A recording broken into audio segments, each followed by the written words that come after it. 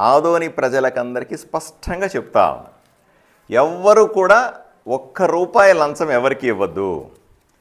ఎవరైనా లంచం అడిగినట్టు మీకు తెలిస్తే నా దగ్గరికి రండి. ఎవరైనా మీకు లంచం అడిగితే పలాని పని చేయడానికి సబ్ రిజిస్టర్ ఆఫీసులో డబ్బులు ఇస్తే కానీ రిజిస్ట్రేషన్ చేయనంటున్నాడా? డబ్బులు కట్టద్దు. ప్రభుత్వం ఎంత చెబితే అంత మాత్రమే కట్టి రిజిస్ట్రేషన్ చేసుకోండి. ₹1 అదనంగా పే చేయొద్దు. రెవెన్యూ ఆఫీసులో పోయి లంచం అడుగుతున్నారా? ఇవ్వద్దు. ఇంకో ఆఫీసు పోయి లంచం అడుగుతున్నారా? ఇవ్వద్దు. ఇంకోటి దగ్గర పోయి లంచం అడుగుతున్నారా? ఇవ్వద్దు. దీని వెనకాల కూటమి పెద్దలు ఉన్నారు, కూటమి పెద్దలకు డబ్బులు ఇవ్వాలా అంటే అసలు నమ్మద్దు. సమస్య లేదు. మేము ఎవరి దగ్గర కూడా లంచం తీసుకునే ప్రశ్నే లేదు. ఈ ఊర్లో ఎవరైనా లంచం తీసుకుంటే ఒప్పుకునేది లేదు.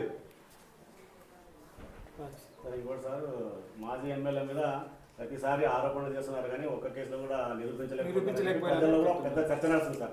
అంటే ఎవరు వచ్చినా మామూలు వీళ్ళ మీద వాళ్ళ మీద చెప్పుకుంటారు కానీ రుజువు చేయలేరనే మాట సాగుతుంది.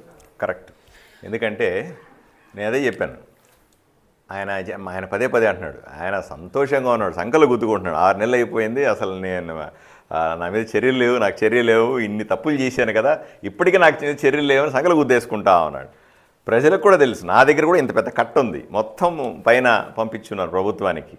ఈయన దెబ్బకి నేను కొన్ని నెంబర్లు కూడా చెప్పాను. 352, 354, 503 survey number, 504 survey number, 341 survey number, 342 survey number, 444, 355, 44 survey, 43A survey number, 46A. ఈయన చదువుకుంటా పోతే ఇన్ని పేపర్లు ఉన్నాయి.